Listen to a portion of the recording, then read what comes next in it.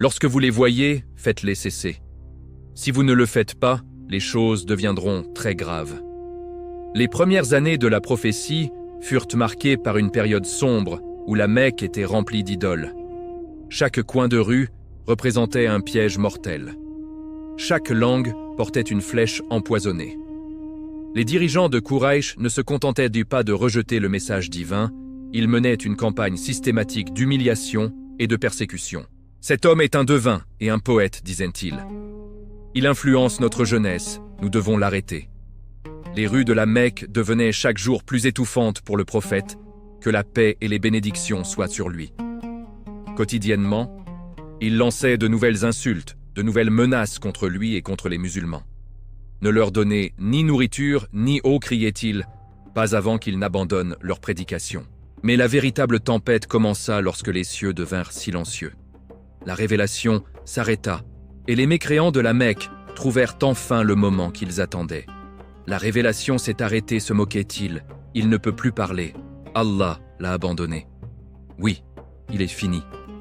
Ces paroles blessaient plus profondément que la torture physique, plus cruellement que n'importe quelle épée. Mais au moment le plus obscur de la nuit, une lumière divine descendit. Ton Seigneur ne t'a pas abandonné. Puis vint le message intemporel. N'avons-nous pas ouvert ta poitrine pour toi? Ce n'était pas simplement un réconfort. C'était l'annonce d'une opération métaphysique, un secret au-delà des limites de la compréhension humaine. Il y avait également un message pour les gens d'aujourd'hui, la Mecque, une époque où le soleil brûlait tout sans pitié. Les pierres se fissuraient sous la chaleur, mais les cœurs étaient encore plus durs que la pierre. L'ombre du temple de Quraysh, rempli d'idoles, assombrissait la conscience de la ville. Certaines personnes étaient fières de leur commerce, d'autres de leur lignée familiale, mais la plupart étaient sourdes à la voix de la vérité. C'étaient les premières années de la prophétie. La révélation était venue et la vérité avait été annoncée. Mais le mur d'ignorance qui se dressait contre ce message était si épais et si élevé que porter ce fardeau poussait aux limites de ce qu'un être humain pouvait supporter. Le prophète béni, que la paix et les bénédictions soient sur lui, qui descendit de la grotte de Hira portait sur ses épaules le devoir le plus lourd de l'univers, le message de la prophétie. Les rues de la Mecque étaient étroites, mais ce qui était encore plus étroit, c'était la pression exercée par les polythéistes. Les insultes interminables d'Abu Lahab, les épines qu'Oum Jamil jetait sur les chemins, les moqueries dans la cour de la Kaaba. Pendant que le messager d'Allah essayait de sauver l'humanité, l'humanité tentait de l'étouffer. Les croyants étaient très peu nombreux. Les polythéistes se moquaient des musulmans, les insultaient et même les torturaient. Le messager d'Allah était rejeté par la société et traité de fou, de poète et de magicien. Être prophète n'a jamais été facile. Le lourd fardeau qui fut placé sur chaque prophète fut également placé sur lui. Chaque fois qu'il disait « Mon Seigneur est unique », il devait faire face à la moquerie, au mépris, aux insultes, aux mensonges et aux menaces. Ce n'était pas facile du tout. En de tels temps, le messager d'Allah se tenait fort grâce à la révélation qu'il recevait d'Allah et sa foi se renouvelait constamment. Mais pendant un certain temps, la révélation s'arrêta. Une tristesse commença à remplir le cœur du messager d'Allah. Le silence semblait plus lourd qu'un cri. Les polythéistes chuchotaient au coin des rues. « Avez-vous vu? Son Seigneur l'a abandonné. Aucune révélation ne vient plus. Cela signifie que ses mensonges sont exposés. Ses paroles dures blessaient plus que la torture physique.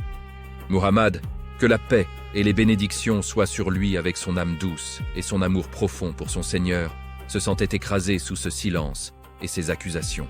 Sa poitrine se serrait. Respirer devenait difficile et son cœur débordait de chagrin. Au sommet de cette crise émotionnelle, de cette pression spirituelle, les portes des cieux s'ouvrirent. La sourate Ad-Duha descendit d'abord comme une lumière matinale dans son cœur. Ton Seigneur ne t'a pas quitté et il ne t'a pas détesté. Et juste après, la sourate Ash-Shar fut révélée pour réconforter ce cœur blessé, fatigué et chargé. N'avons-nous pas ouvert et élargi ta poitrine? Ce verset est un rappel, un réconfort, une phrase d'amour. C'était moi qui étais avec toi. Même quand tu ne l'as pas remarqué, j'ai élargi ton cœur et je t'ai donné du soulagement. Ce fut l'un des moments les plus sincères, les plus doux et les plus touchants entre Allah et son plus grand prophète. Selon Ibn Abbas et de nombreux savants islamiques, l'expression « l'ouverture de la poitrine » signifie ceci. Allah donna au messager d'Allah une ouverture spirituelle particulière, du courage, de la patience, de la sagesse et une compréhension claire. En d'autres termes, la tristesse rend le cœur étroit, mais l'aide divine le rend large. L'imam Razi l'explique ainsi. Allah a rendu le cœur de son messager si large qu'il portait des fardeaux qu'une montagne ne pourrait même pas porter. Imaginez ceci. Vous êtes dans une pièce et les murs se referment sur vous. Vous ne pouvez pas respirer. Puis, soudain, quelqu'un ouvre les fenêtres et l'air frais de l'océan remplit la pièce. Le mot « nashra » porte cette signification, ouvrir les murs du cœur et le rendre large. Certains savants font également référence à deux événements physiques et spirituels que le prophète a vécus lorsqu'il était enfant, alors qu'il était avec sa mère nourricière, Halima, et pendant le voyage nocturne. Jibril vint, ouvrit la poitrine du prophète, lava son cœur avec l'eau de Zamzam, retira la partie qui permettait à Satan de chuchoter et le remplit de sagesse et de foi. Ce verset fait également référence à cette opération miraculeuse. Le réconfort donné par Allah est une lumière divine qui élargit le cœur. Grâce à cela, toutes les inquiétudes et pensées mondaines quittent le cœur. Alors le cœur n'espère plus rien de ce monde et ne craint plus rien de ce monde. Quand un cœur est attaché au monde, il devient lié à la famille, aux enfants et à essayer d'obtenir des avantages et d'éviter les préjudices. Mais quand Allah élargit le cœur, tout ce qui est mondain perd sa valeur. La personne ne désire plus ces choses ni ne craint ses ennemis. Tout ce qui n'est pas Allah devient presque comme rien à ses yeux et le cœur se tourne complètement vers la recherche de la satisfaction d'Allah. Un hadith explique cette vérité. Un jour, les compagnons demandèrent au prophète « Ô messager d'Allah, est-ce que la poitrine s'ouvre vraiment et devient large ?» Le prophète répondit « Oui ». Ils demandèrent « Quel est son signe ?» Le prophète dit « Se détourner du monde de la tromperie, se tourner vers la demeure éternelle et se préparer à la mort avant qu'elle n'arrive. Quand toutes les inquiétudes quittent le cœur, une seule pensée reste, chercher la satisfaction d'Allah. » Ainsi, l'ouverture de la poitrine signifie que le prophète a complètement compris que le monde n'a aucune valeur réelle et que la vraie vie est la vie de l'au-delà. Le verset « Allah guide qui il veut » et il ouvre sa poitrine à l'islam porte également cette même signification. Maintenant, examinons les versets suivants un par un. N'avons-nous pas retiré de toi ton lourd fardeau? Le fardeau qui faisait craquer ton dos. Oui, ce fardeau était vraiment assez lourd pour écraser des montagnes. Selon des savants comme Ibn Kathir et Tabari, ce fardeau était l'inquiétude de la prophétie et le souci pour la sécurité de la communauté. Avant que la révélation ne vienne, le prophète s'inquiétait si profondément en disant « Comment vais-je guider ces gens? Comment vais-je briser ces idoles ?» Son inquiétude devint comme un poids physique. Allah lui dit ici qu'il a retiré la pression spirituelle, l'a réconforté et lui a donné la promesse du succès. En arabe, le mot nakad fait référence au son de craquement des os sous une lourde charge. Imaginez un homme portant un énorme rocher sur son dos. Le poids est si lourd que des sons de craquement proviennent de sa colonne vertébrale. Aïcha a dit, lorsque la révélation venait au messager d'Allah, la sueur tombant de son visage goûtait comme des gouttes par un jour d'hiver froid. Le poids de la révélation pesait sur lui. La mission de la prophétie était une responsabilité au-delà de la force humaine, la guidance d'une communauté entière, la transmission d'une religion divine et le fait de porter l'avenir de l'humanité. Hamdi Yazir, dans son tafsir, explique que plus grande est la vision d'un prophète, plus lourd est le fardeau qu'il porte. La vision de Muhammad n'était pas seulement pour les Arabes, mais pour toute l'humanité, et même les djinns. Toutes les générations jusqu'au jour du jugement étaient concernées par son message. Le poids d'une telle mission est au-delà de l'imagination. Allah annonce qu'il a allégé ce poids. Nous devons également noter que le mot « al-wizr » peut signifier à la fois péché et lourd fardeau. La signification qui convient au prophète est clairement lourd fardeau, car sa vie avant la prophétie était pure. Il n'a jamais adoré d'idole et n'a jamais commis quoi que ce soit que l'islam considère comme un péché. Donc le fardeau retiré de lui était le profond chagrin qu'il ressentait à cause de la terrible décadence spirituelle et morale de sa société. Le verset suivant, et n'avons-nous pas élevé ta renommée et ton honneur? Bien sûr, Allah a élevé l'honneur et le statut de son prophète. Il existe des narrations selon lesquelles Allah a écrit dans les cieux. Omar a rapporté que le prophète a dit, lorsqu'Adam a fait une erreur, il a prié, ô mon Seigneur, je te demande de me pardonner pour l'amour de Muhammad. Allah a dit, ô Adam, je ne l'ai pas encore créé, comment connaissais-tu Muhammad? Adam répondit, ô Seigneur, quand tu m'as créé de ta main et que tu as soufflé en moi de ton esprit, j'ai levé la tête. J'ai vu écrit sur les piliers du trône, il n'y a de Dieu qu'Allah et Muhammad est le messager d'Allah. Alors j'ai compris que celui dont tu places le nom à côté du tien doit être le plus aimé de toi parmi ta création. Allah dit, ô Adam, tu as dit la vérité. Il est en effet le plus aimé de ma création. Pour son amour, je te pardonne, et sache que si ce n'était pour lui, je ne t'aurais pas créé. Cette narration est rapportée par Al-Hakim, Tabarani et d'autres. La signification du verset montre également que le prophète a reçu un rang spécial non seulement dans le monde invisible, mais aussi après avoir été envoyé dans ce monde. Avant la prophétie, pendant la période à la Mecque, il n'était qu'une personne parmi tant d'autres. Il n'était pas célèbre, ni bien connu. Mais quand Allah lui donna la prophétie et le message divin, son nom et son honneur furent élevés. Très vite, sa réputation grandit, et à mesure que le nombre de musulmans augmentait, son honneur augmentait encore plus. Alors qu'il était encore vivant, des gens à travers toute l'Arabie commencèrent à l'aimer profondément. Mais à la Mecque, Abu Jahl criait « Nous effacerons son nom ». Personne ne parlera plus de Muhammad.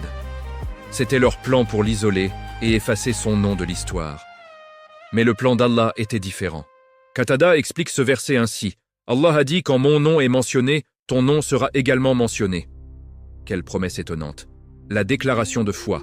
Quand quelqu'un dit, il n'y a de Dieu qu'Allah, elle n'est pas complète jusqu'à ce qu'il dise, Muhammad est le messager d'Allah. Allah a placé le nom de son serviteur à côté de son propre nom. L'appel à la prière.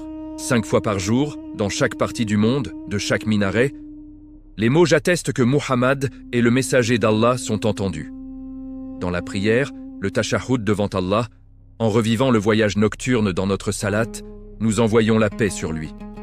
Alors que les polythéistes l'insultaient en l'appelant Abtar, coupé, oublié, la sourate Ash-Shar plaça son nom au plus haut dans les cieux, dans la tablette préservée et dans les cœurs des croyants. Après son passage, son honneur se répandit à travers le monde. Chaque jour, plus de gens croient en lui. Son caractère inégalé devient mieux compris. Près de 2 milliards de musulmans envoient des salutations sur lui dans chaque salat et des millions envoient des bénédictions sur lui en dehors de la prière également. Aujourd'hui, le nom d'Abu Jahl n'est rappelé qu'avec colère, tandis que des milliards placent leurs mains sur leur cœur quand ils entendent le nom du prophète. C'est la signification de « Nous avons élevé ta mention ». Le Coran déclare que lui obéir, c'est obéir à Allah. Il dit qu'il a été envoyé comme une miséricorde pour tous les mondes. Les anges dans les cieux et les croyants sur terre le mentionnent avec respect. Cet honneur universel, ce respect et cet amour sont un grand cadeau d'Allah et l'un des plus beaux résultats de l'élévation du nom du prophète par Allah. Le verset suivant est véritablement avec la difficulté, il y a la facilité. Oui, avec la difficulté, il y a sûrement la facilité. Cette partie de la sourate est la plus frappante, la plus discutée et celle dont les savants parlent le plus. Après avoir donné du réconfort psychologique, Allah explique une loi sociale et historique. Il y a un détail linguistique étonnant ici. Pourquoi les compagnons qui comprenaient la grammaire arabe ont-ils commencé à pleurer de joie quand ils ont entendu ce verset? Le miracle linguistique. En arabe, le mot difficulté vient avec la lettre al qui le rend spécifique et connu. Mais le mot facilité vient sans le al, ce qui signifie qu'il n'est pas spécifique. Quand le verset est répété une seconde fois, la difficulté est la même difficulté car elle est spécifique et répétée. La facilité cependant est différente car elle est indéfinie. Ainsi, la deuxième facilité n'est pas la même facilité que la première. Donc le message est il y a une difficulté mais 2 facilités séparées. Ibn Abbas l'a expliqué ainsi et a déclaré avec bonheur, bonne nouvelle. Une difficulté ne peut jamais vaincre 2 facilités car les mathématiques des versets montrent une difficulté plus 2 facilités. Maintenant, Imaginez la situation à la Mecque. Les années de boycott, les musulmans piégés dans la vallée d'Abu Talib, la faim les forçant à manger des feuilles, les pleurs de bébés résonnant dans la vallée, les croyants demandant quand cette difficulté prendra-t-elle fin. Le prophète et les croyants étaient profondément attristés. La sourate Ash-Shar descendit et dit cette difficulté n'est qu'une seule. Mais à l'intérieur d'elle et avec elle, il y a deux grandes facilités. Allah leur donnait une promesse. Même si vous faites face à de nombreux problèmes et de lourdes luttes, l'islam réussira et la facilité suivra sûrement. Et c'est exactement ce qui s'est passé. Après cette difficulté est venu l'hégire à Médine, première facilité. La conquête de la Mecque, deuxième facilité. Ce verset parle également aux gens d'aujourd'hui. Votre douleur, votre dépression, votre effondrement financier, votre maladie, ce ne sont qu'une seule difficulté. Mais Allah a déjà placé deux issues à l'intérieur. Des issues que vous n'avez pas encore vues. N'attendez pas que la difficulté se termine. La facilité vient avec la difficulté, pas après. Elles arrivent ensemble. Certains savants disent que les deux facilités mentionnées dans le verset font référence à une facilité dans ce monde et une autre facilité dans l'au-delà. En d'autres termes, la première facilité est dans la vie terrestre et la seconde est dans l'au-delà. Le verset utilise un mot qui signifie ensemble, avec. C'est très important. Le verset ne dit pas « après chaque difficulté vient la facilité ». Au lieu de cela, il dit « avec la difficulté, il y a la facilité ». La miséricorde d'Allah est déjà présente pendant la difficulté. Un croyant peut ne pas la voir, mais elle est là. À l'intérieur de la difficulté, il y a un soulagement caché. Donc le croyant n'est jamais impuissant, car l'aide d'Allah et la facilité sont déjà avec lui. Quand les musulmans étaient entroublés, Ibn Mas'ud récitait ce verset et disait « Réjouissez-vous, ô musulmans. Une difficulté ne peut jamais vaincre deux facilités. » Ali a dit « Si la difficulté entrait dans le sol, la facilité la suivrait et la ferait sortir. » L'un des meilleurs exemples est la bataille de la tranchée. Pendant cette bataille, les musulmans étaient encerclés de tous côtés. La faim, le froid, la peur, toutes sortes de difficultés étaient maintenant présentes ensemble. Comme le Coran le décrit, leur cœur atteignait leur gorge. À ce moment précis, le miracle du vent s'est produit et l'armée ennemie a été dispersée. La promesse de la sourate Ash-Shar est devenue vraie. Le 7e verset. Alors quand tu termines une tâche, tourne-toi vers la suivante. Ce verset est un commandement qui résume la philosophie de vie d'un musulman. Selon Ibn Abbas et Ad-Dahhak, ce verset a plusieurs significations. Première interprétation. Quand tu termines les actes obligatoires, tourne-toi vers l'adoration volontaire selon l'imam Ash-Shabi et Mujahid. Quand tu complètes la prière obligatoire, tourne-toi vers la prière surérogatoire. Quand tu termines ton adoration obligatoire, garde-toi occupé avec des actes volontaires. Le prophète vivait cet enseignement. Après les prières obligatoires, il faisait le tasbih, priait le tahajjud, faisait des invocations et priait les prières sunnah. Deuxième interprétation, quand tu termines le travail mondain, tourne-toi vers l'adoration. Selon Hassan al-Basri et Qatada, quand tu termines tes devoirs et préoccupations mondains, tourne ton cœur vers Allah et vers l'adoration. Hamdi Yazir explique qu'une personne ne devrait pas oublier Allah, même en étant occupée avec le travail mondain. Mais après que le travail est terminé, elle devrait spécialement se tourner vers l'adoration. C'est la formule pour utiliser le temps de la manière la plus productive. Troisième interprétation, passe d'une mission à une autre. Selon Ibn al-Qayyim également, le verset dit au prophète « Quand tu complètes une tâche, passe immédiatement à la suivante. Ne t'arrête pas, ne te repose pas dans la paresse. » La mission de la prophétie est une lutte continue. Quand nous regardons la vie du prophète, cela est très clair. Il prêchait le message, se préparait pour les batailles, gérait la société, résolvait les questions juridiques, visitait les malades, aidait les pauvres et les orphelins. Il passait toujours d'une tâche à une autre. L'islam n'accepte pas l'idée de la retraite ou du temps vide. En psychologie, le vide nourrit la dépression. Allah dit à son messager quand la mission de prédication se termine, commence l'adoration. Quand l'adoration se termine, commence l'effort. Quand cela se termine, va aider les gens. Le commentaire de Fakhr al-Din al-Razi. Razi dit Quand tu termines les affaires mondaines, tourne-toi vers les affaires de l'au-delà. Quand tu termines la prière, tourne-toi vers l'invocation. Ce qui signifie que le repos ne veut pas dire s'arrêter. Le repos signifie changer le type de travail. Un esprit fatigué trouve du repos en bougeant le corps. Un corps fatigué trouve du repos à travers l'esprit. Ibn Abbas a dit quand tu termines la prière, tourne-toi vers l'invocation. Ibn Mas'ud a dit quand tu termines de lutter dans le sentier d'Allah, tourne-toi vers l'adoration. L'imam Shafi a dit quand tu deviens fatigué d'une tâche, donne ton cœur à Allah. Allah dit quand une porte se ferme, tourne-toi vers la porte qui s'ouvrira. Quand une tâche se termine, commence la suivante. La vie ne s'arrête pas et la lutte ne finit jamais. Une vie humaine est si courte et l'au-delà est si important que gaspiller même une seconde n'est pas sage. Une personne assise sans rien faire ou occupée avec quelque chose d'inutile, que ce soit mondain ou religieux, montre un problème dans sa pensée, une compréhension faible et un état profond d'insouciance. Le Coran dit que les croyants qui réussissent sont ceux qui se détournent des paroles inutiles et des actions vides. Pour cette raison, chaque moment de la vie devrait être rempli de bonnes actions avec lesquelles Allah est satisfait. L'adoration, l'obéissance, le service, l'effort et l'appel à la vérité. Quand l'acte obligatoire est terminé, passe au volontaire. Quand la prière est terminée, tourne-toi vers l'invocation. Quand l'invocation est terminée, lis le Coran. Quand c'est terminé, fais de la méditation et de la réflexion. Quand cela se termine, passe à une autre tâche bénéfique et puis à une autre. Quand une personne porte le fardeau de l'adoration et des bonnes actions, la facilité qu'Allah a promise continuera à venir. Mais cette facilité ne devrait pas mener à la paresse. Elle devrait motiver une personne à travailler encore plus. Il n'y a pas de grandeur ou de succès, à moins qu'une personne ne reste proche de son travail.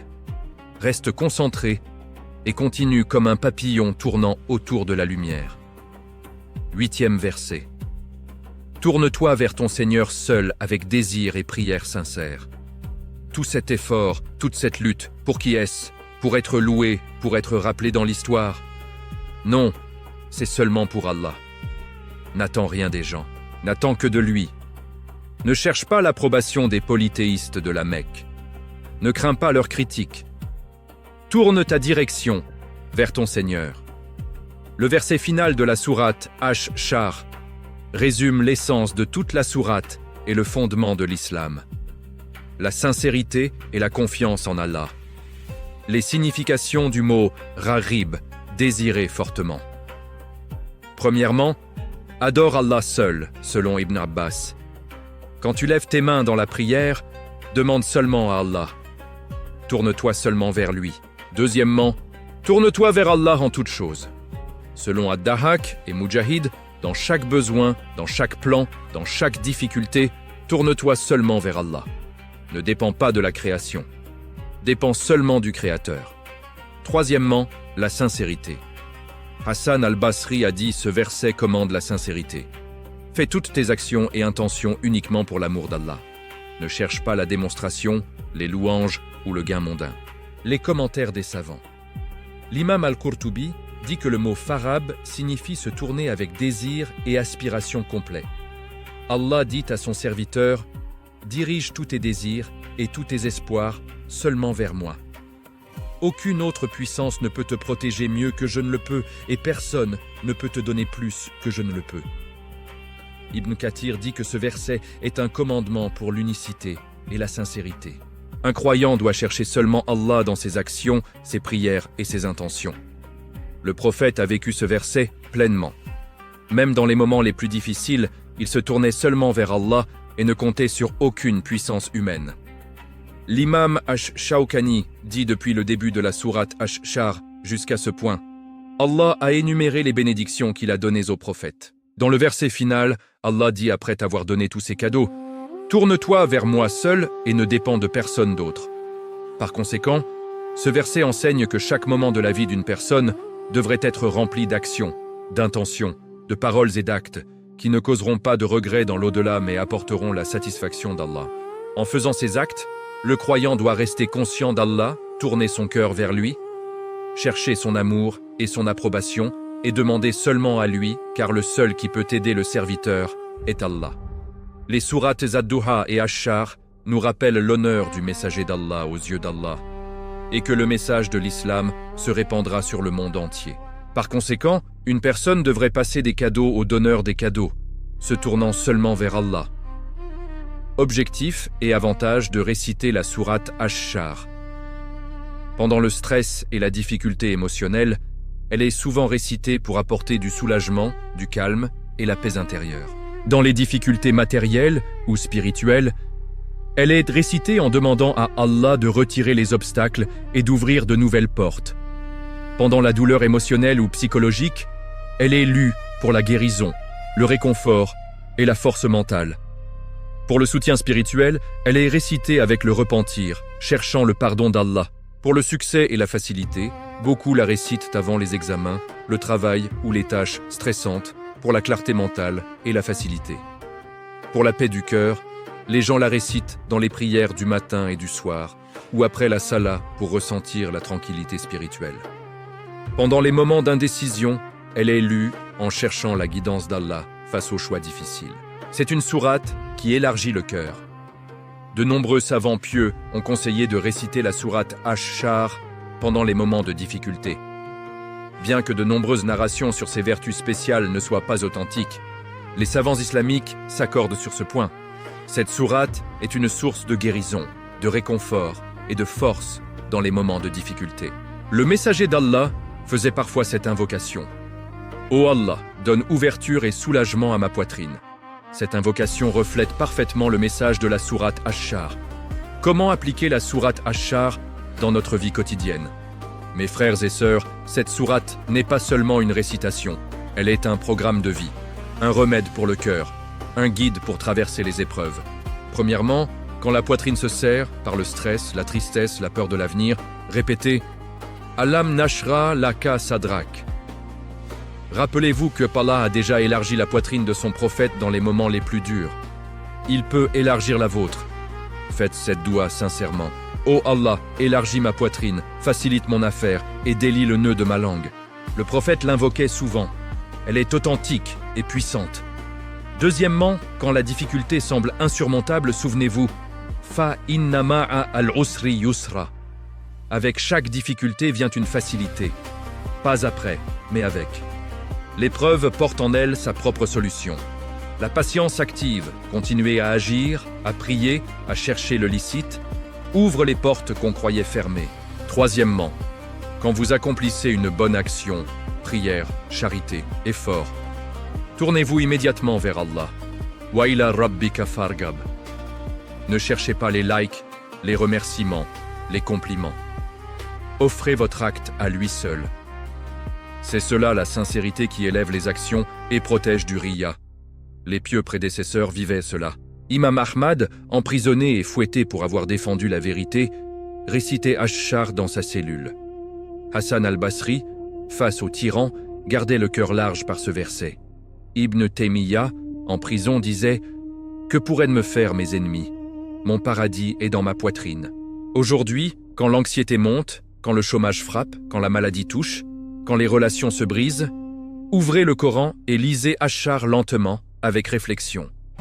Puis prosternez-vous et parlez à Allah comme un enfant à son père. Ô toi qui as élargi la poitrine de Muhammad, élargis la mienne. Ô toi qui as facilité son affaire, facilite la mienne. Ô toi vers qui il s'est tourné, je me tourne vers toi seul. Récitez-la 7 fois, 11 fois ou 41 fois dans les moments critiques. Beaucoup de pieux, elles, ont expérimenté et ont vu les portes s'ouvrir. Mais le plus important n'est pas le nombre, c'est la présence du cœur, la certitude qu'Allah écoute. Mes bien-aimés, cette petite sourate de 8 versets contient une immense médecine. Elle nous rappelle que les épreuves ne sont pas une punition sans fin, mais une préparation à l'aisance. Elle nous enseigne que le vrai soulagement ne vient pas du monde, mais d'Allah. Elle nous commande la plus belle des attitudes, se tourner vers lui avec désir exclusif.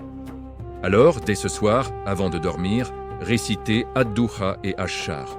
Demandez à Allah d'élargir votre poitrine, de faciliter vos affaires et de faire de votre cœur un cœur qui ne désire que lui. Qu'Allah fasse de nos cœurs des cœurs élargis par sa lumière, qu'il facilite nos affaires ici-bas et dans l'au-delà, et qu'il nous tourne vers lui seul dans chaque instant. Amin. Et si ce rappel vous a touché, likez, commentez, Alam Nashrah Laka Sadrak et d'où vous regardez. Abonnez-vous avec la cloche pour plus de tafsir qui élargit le cœur. Chaque partage est une sadaka jariya.